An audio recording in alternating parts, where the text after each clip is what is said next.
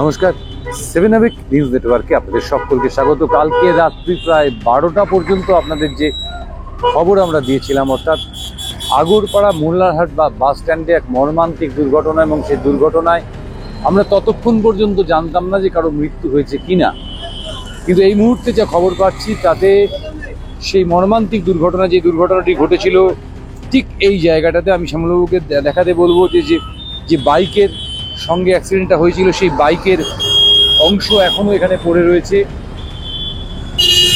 সেই বাইকের যে ভাঙা অংশ সেখানে পড়ে রয়েছে, এখনো রক্তের ছাপ স্পষ্ট, এখনো রক্তের ছাপ স্পষ্ট আপনারা দেখতে পাচ্ছেন। অর্থাৎ আমরা বুঝতে পারছি যে কতটা ভয়ঙ্কর ছিল সেই দুর্ঘটনাটি। আমরা যেটা জানতে পেরেছি সেটা এই মুহূর্তে যে হলদর বসু রোডের বাসিন্দা, যিনি রাস্তা পার হচ্ছিলেন, অচিন্ত রায়, তিনি আপাতত বিপদমুক্ত অবস্থায় পানিহাটিরই একটি বেসরকারি হাসপাতালে ভর্তি আছেন, এবং শুভম চক্রবর্তী, যার বয়স 32 বছর, তিনি কিন্তু ইতিমধ্যেই মারা গেছেন। তাকে সাগর দত্ত হাসপাতালে কালকে গত রাতে যখন নিয়ে যাওয়া হয়েছিল, তারপরেই তিনি মারা যান। আরেকজন আহত, তাকে আরজিকর হাসপাতালে ভর্তি করা হয়েছে। এলাকার মানুষ বিক্ষুব্ধ হয়ে পড়েছিল যে সিগন্যাল ব্যবস্থা নিয়ে বিক্ষুব্ধ হয়ে পড়েছিল, এবং যেটা আমরা আপনাদেরকে একটু পরেই দেখাবো, যে দেখুন সিগন্যাল মানে যখন থাকে না তখনও কি পরিস্থিতি হয়। আমরা শুধু সেই জায়গাটাকে দেখিয়ে নিচ্ছি, এবং যে থার্ড লেন, অর্থাৎ যাত্রীদের নিরাপত্তার জন্য যে থার্ড লেন তৈরি করা হয়েছিল, আমরা সেই থার্ড লেনের পরিস্থিতিটাও আপনাদের একটু ঘুরিয়ে দেখাই, যে সেই থার্ড লেনটার কি পরিস্থিতি। এই যে দেখুন থার্ড লেন, সেই থার্ড লেনের পরিস্থিতি এখন কিন্তু ঠিক এইরকমই। গাড়ি দাঁড়িয়ে রয়েছে, তার মানে সামনে দেখুন একেবারে যাকে বলা হয় একটা ছোটোখাটো নদী তৈরি হয়ে গেছে। এখনো পর্যন্ত জল নামেনি, বর্ষা অনেক দিন আগে শেষ হয়ে গেছে। সেখানে কিন্তু থার্ড লেন এখনো পর্যন্ত জলে ভর্তি, এবং কার্যত মশার আতুর ঘরে পরিণত হয়েছে এই থার্ড লেন। সুতরাং এই যে থার্ড লেন, যাত্রীদের সুবিধে হবে, পথচারীদের সুবিধে হবে, ছোট যানবাহনের সুবিধে হবে, এই সমস্তটাই যে কথার কথা। এবং এই যে দেখতে পাচ্ছেন সামনে একটা বাস স্ট্যান্ড বানানো হয়েছে, যেখানে যাত্রীরা এসে দাঁড়াবেন। বাস স্ট্যান্ড, সেই বাস স্ট্যান্ডের সামনে আপনি দেখুন সে কি পরিস্থিতি, মনে হচ্ছে পুকুর। এইখানে কোনো বাস এসে দাঁড়ায় না, এটা কিসের আখড়া হয়ে দাঁড়িয়েছে আমরা বলতে পারবো না। এই দেখুন বাস স্ট্যান্ড, যাত্রী প্রতীক্ষালয়, তার সামনেটা শ্যামলবাবুকে দেখাতে বলবো, কার্যত একটা পুকুরে পরিণত হয়েছে। সেই সামনেটা দেখতে পাচ্ছেন, সামনেটা কার্যত একটা পুকুরে পরিণত হয়েছে। সেই পুকুরে মাছ আছে কিনা আমাদের জানা নেই, তবে যান চলাচলের যে কোনো রকম উপায় নেই সেটা কিন্তু স্পষ্ট। এই অব্যবস্থার ফলে আমাদের এই বিটি রোড ধরে রোজ দুর্ঘটনা বাড়ছে, রোজ আমরা খবর পাচ্ছি দুর্ঘটনা ঘটছে, আমাদের প্রিয়জনেরা তাদের প্রাণ হারাচ্ছেন। কিন্তু প্রশাসনিক হেলদোল কোথায়, এটা কিন্তু আজকে একটা বড় প্রশ্নের মুখে আমরা দাঁড়িয়ে গেছি, যে সাধারণ মানুষের নিরাপত্তাটা কে দেবে। কোটি কোটি টাকা খরচা করে থার্ড লেন তৈরি হলো, সেই থার্ড লেনের এই পরিস্থিতি। তারপরে বিটি রোডের উপর রোজ দুর্ঘটনা ঘটছে। গতকালের দুর্ঘটনায় একজন যুবক, যার বয়স 33 বছর আনুমানিক, তার প্রাণ গেল, এবং তারপরে আরও দুজন, তারা এখন মৃত্যুর সঙ্গে পাঞ্জা লড়ছে। এই পরিস্থিতির মধ্যে দাঁড়িয়ে আমরা এই প্রতিবেদনটি তৈরি করছি আপনাদেরকে সাবধান করবার জন্য, যাতে বিটি রোডের ওপর অন্তত পক্ষে যখন আপনারা গাড়ি চালাবেন তখন নিজেরা ভাববেন যে আপনাদের নিরাপত্তা দেওয়ার জন্য কেউ নেই, আপনাদের নিজেদের নিরাপত্তা নিজেদেরকে পালন করতে হবে। কিন্তু সেই সিগন্যাল মানতে রাজি নন, এবং একাধিক বাইক আরোহীও কিন্তু সিগন্যাল ভেঙে এগিয়ে আসছেন। আমাদের দেখে তারা কিন্তু বাদিকে সিগন্যাল জ্বালাচ্ছে, ওই দেখুন সিগন্যাল ভেঙে বেরিয়ে আসছে। এই যে বিষয়টা আপনাদের দেখাবার চেষ্টা করেছি শ্যামলবাবু, আমি শ্যামলবাবু একটু এগিয়ে আসতে বলবো। এপারে আরো সেটা মারাত্মক আকার ধারণ করে। এ দেখুন, অটোটি বেরিয়ে যাচ্ছে, সিগন্যাল নেই, এবং অধিকাংশ অটো এমন জায়গায় দাঁড়িয়ে রয়েছে যেখানে দাঁড়াবার তাদের কথা নয়। এই কারণে এই মোল্লারহাট, আগরপাড়া, এই সমস্ত জায়গায় দুর্ঘটনা ক্রমশ বেড়ে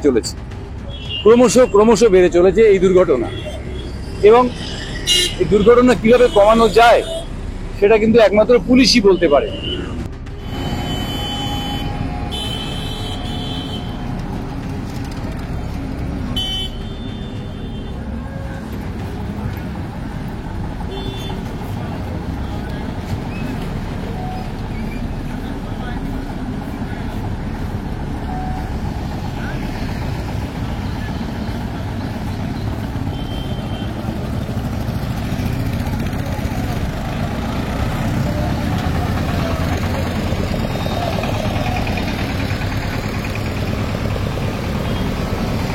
এই মুহূর্তে কথা বলে নেব কালকের ঘটনাস্থলে যিনি ছিলেন এবং যাদের পাড়ার একটি যুবক সেই ঘটনায় আজকে প্রায় মৃত্যুর সঙ্গে পাঞ্জা লড়ছে, পানিহাটিরই একটি বেসরকারি নার্সিংহোমে, সেই সুকুমার বাবুর সাথে। সুকুমার বাবু, কালকের ঘটনার পরে কি কোনো উন্নতি দেখছেন যে রাস্তাঘাটে? না, কোনো উন্নতি হয়নি। ট্রাফিকের তো কোনো উন্নতিই হয়নি। যারা ট্রাফিক কন্ট্রোল করে তাদের কোনো উন্নতি হয়নি। কালকে পর্যন্ত আমরা পুলিশ দেখেছি, আজকের থেকে আর পুলিশ কোনো নেই। কালকে রাত্রে পুলিশ ছিল? হ্যাঁ, কালকে রাত্রিবেলা তো দুখানা জিপ দাঁড়িয়েছিল, আজকের থেকে আর কোনো পুলিশ নেই, কোনো কন্ট্রোল নেই, কেউ সিগন্যাল মানে না। বাইকওয়ালা, অটোওয়ালা, বিশেষ করে অটোওয়ালারা তো কোনো সিগন্যালই মানে না। আচ্ছা, এখানে যে সিসিটিভি 3খানা লাগানো রয়েছে? 3খানা লাগানো আছে, ওই লাগানোই আছে, নামে লাগানো আছে, কোনো কাজ হয় না। সিগন্যাল কোনো কাজ করে না। আপনাদের দাবিটা কি ছিল কালকে? আমরা কালকে অবরোধ করেছিলাম যে আমাদের ট্রাফিকটাকে ঠিক করতে হবে এবং যারা ট্রাফিক ভেঙে যারা গাড়ি নিয়ে যায় তাদের অন্তত পানিশমেন্ট করা উচিত, কঠোরতম শাস্তি দেওয়া উচিত। বিশেষ করে অটোওয়ালাগুলো তো কোনো সিগন্যালই মানে না। সুকুমার বাবুর সঙ্গে কথা বলে এটুকু বুঝতে পারলাম যে এখানে ট্রাফিকটা মানাই হয় না কার্যত। আমরা সেই ছবি আপনাদের দেখাবো, তার আগে একটু সিসিটিভির ছবিটা দেখে নেব। এটা হচ্ছে মোল্লারহাট বাস স্ট্যান্ডের লাগানো সিসিটিভির বর্তমান পরিস্থিতি। দেখতেই পাচ্ছেন, একটি ঘাড় কাত করে পড়ে রয়েছে, আরেকটিও ঘাড় কাত করে পড়ে রয়েছে, এবং এখানকার যারা আপনার ট্রাফিক পুলিশের দায়িত্বে রয়েছেন তাদের জানা নেই যে এই সিসিটিভি ফুটেজগুলো কাজ করে কিনা। সুতরাং এই যে ব্যাপক মানুষের নিরাপত্তা, এই হাজার হাজার মানুষ যারা বিটি রোড ধরে রোজ চলাচল করে, তাদের নিরাপত্তার জন্য আমাদের মাননীয় মুখ্যমন্ত্রীর নির্দেশে ব্যারাকপুর পুলিশ কমিশনারেটের ব্যবস্থাপনায় সমস্ত মোড়গুলোতে, জরুরি মোড়গুলোতে সিসিটিভির ক্যামেরা লাগাবার বন্দোবস্ত করা হয়েছিল। কিন্তু আজকে কিন্তু সেই সিসিটিভির ক্যামেরাগুলোর এই পরিস্থিতি, এবং এই মুহূর্তে গতকাল যেখানে একটা এত মর্মান্তিক ঘটনা ঘটে গেছে সেই জায়গাতেও কিন্তু কোনো রকম ট্রাফিক পুলিশের প্রহরা আমরা দেখতে পাচ্ছি না।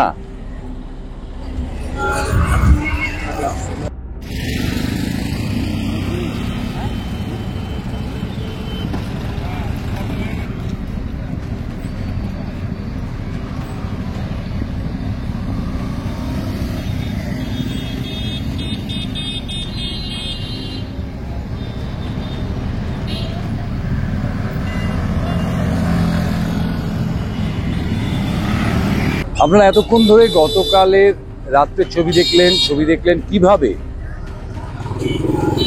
এখানে ট্রাফিক না মেনে দিনের বেলাতে পুলিশ নেই।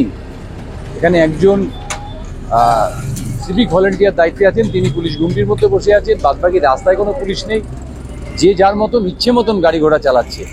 সুতরাং এই পরিস্থিতিতে দাঁড়িয়ে আমার আবারও আবেদন থাকবে যারা বিটি রোড ব্যবহার করেন তাদের কাছে, যে যখন বিটি রোড ধরে যাবেন মনে রাখবেন যে আপনার নিরাপত্তার জন্য কেউ নেই, আপনি নিজের দায়িত্বে বিটি রোড ধরে যাতায়াত করবেন। আপনারা সবাই ভালো থাকবেন, নিরাপদে থাকবেন, আমরা এই আশা রাখি। মোল্লারহাট থেকে ক্যামেরায় শ্যামল পালের সঙ্গে চন্দন সেনগুপ্ত, 7 নিউজ। জয় হিন্দ।